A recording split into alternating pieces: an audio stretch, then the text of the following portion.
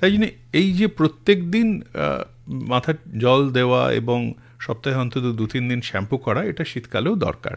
যেখানে রোম খুব বেশি সেখানেই কিন্তু খুশকি হতে পারে। তাই জন্য কখনোই ভাববেন না শুধু মাথার মধ্যে খুশকি সীমাবদ্ধ থাকে। নিয়মিত শ্যাম্পু করাটা জরুরি, যে কোনো শ্যাম্পু। এই শ্যাম্পু নিয়েও প্রশ্ন আসবে যে কোন শ্যাম্পু ব্যবহার করব, মানে অ্যান্টি ড্যান্ড্রাফ নাকি এমনি নরমাল শ্যাম্পু? আমি এক কথায় উত্তর দিয়ে দিচ্ছি, সমস্ত শ্যাম্পুই অ্যান্টি ড্যান্ড্রাফ। 2 টাকার শ্যাম্পু, 200 টাকার শ্যাম্পু, 2000 টাকার শ্যাম্পু।